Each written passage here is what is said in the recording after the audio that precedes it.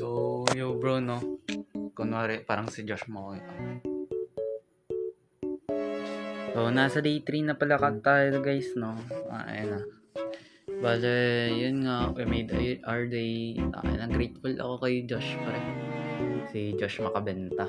Ayun na, solid nun, tol. Actually, ang dami kong natutunan kanina. Tapos, bale, yun nga, pinag-usap-usapan namin yung kanina, mga event, pangyayari, ganun. Tapos, by the meantime, siguro, tomorrow, mag-ano kami. Magko-collab kami ng niya, ng mentor niya, ganun.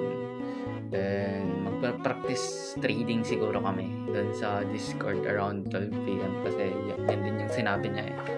Then, mga around 1, tayo. Makikinig tayo sa meeting ng Live Good kasama si mentor. Si mentor ko nga pala guys, no, siya yung ko dati, nakasabay ko din sa other business field, ganun. Siya na din yung naging business partner ko, kumbaga. Meron akong personal mentor din. Ayun, business partner din.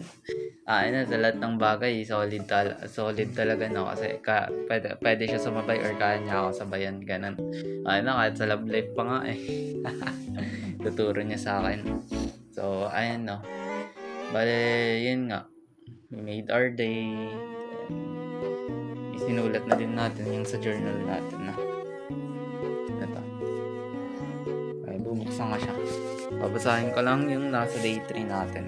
Kung ano yung ginawa natin dito. Day 3. Tapos bukas, preparation naman para sa day 4. So, ayan. Yung nilagay ko ditong quote sa day 3 is, staying calm in a situation that used to stress you is a sign of growth by Dan Coe. As ayan, priorities natin is spiritual wins is we pray kanina sana will root out of this business na sana talaga magsasucess tayo sa ganitong business. Tapos dito sa mental win natin is being stable. So doon pa lang is grateful na din tayo. Tapos yung sa physical win natin is able to walk. Kasi kahit meron tayong sakit guys, goods pa rin to kasi madaming tao na yung kompleto sila, may mga paa naman ganun, pero hindi nila kayang maglakad. Then, iba talaga guys dito, talaga, grateful tayo for doon. Then, today's checklist is, done na din tayo sa skincare, tapos may na-heard tayong gospel ng, John 73 verse 24. Ayun nga, halimbawa kasi if you're fighting depression, ganun. Nakita lang din natin sa TikTok, nabasa natin 'yan. Tapos sa workout naman, hindi tayo nakapag-workout ngayon, pero nakapaglakad-lakad tayo ng mga ilang kilometers din. Tapos ayan, nag-study tayo kanina. Yung sa study naman natin is nakapunta ako kanina sa bahay ni mentor. Tapos nakapag-try sa laptop niya. Tapos ayun, ang dami kong natutunan or parang nag-recall back dati yung pinag-aralan ko kasama ng kuya ko way back 2021 about sa stock market. Then yung broker pala na gamit namin is Investagram. Kaya ayun, solid nga na. Then dito sa health, nakapag-eat tayo ng healthy. Yung nakain naman natin kanina ng mga healthy is nakapagkain tayo ng prutas, ganun. May mango, tapos avocado, tapos nakapag din tayo ng egg. So, ayun din pa lang is solid na tayo. Tapos tuloy-tuloy pa din. Then tomorrow pala bibili tayo ng vitamins dun sa front row. Lux White. Then nakapag-inom na din ako ngayon ng food supplement, which is yung part siya ng Quantumin. Kasi yun yung ginagamit natin. Then ano pa ba? Meditate. Nakapag-meditate tayo kanina pero panandalian lang, no? Kasi kada umaga, iwas muna sa cellphone tapos pray lang saglit.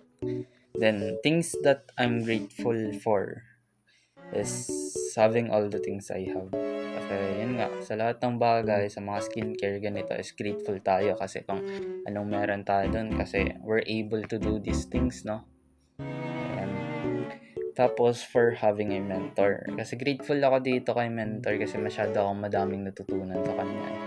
Like sa business field, industry, ganun. Kasi yung sa dating last company namin, tawag nito, at nawala man siya, pero nakapag-gain talaga ako dun ng experience. Ang dami kong natutunan talaga, like legit. Kasi kahit sa public speaking ganun, masyado kaming madaming nakakausap ganun, mga professional na, mga teacher, police, ganun, army, like shit, minsan government pa nga eh. Then ano pa ba? Ito, having a friend like Josh. Kasi si Josh Makabenta, na solid niya pre. Ang dami kong natututunan sa kanya, like sharing sharing opinions, ganon.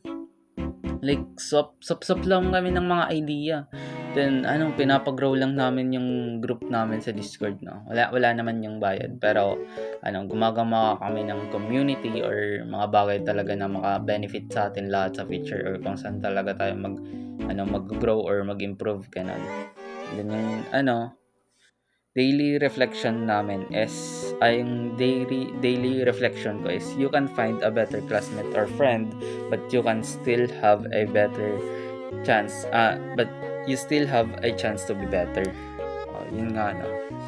Kahit sabihin natin hindi tayo grateful, hindi tayo pinagpala sa mga magagandang classmate or magagandang kaibigan, ganun, pero may chance pa naman tayo, or yun nga, may chance nga naman tayo na para maging better.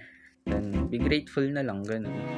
Kasi kung ano man tayo sa sitwasyon natin ngayon is doon na tayo hinubog nun.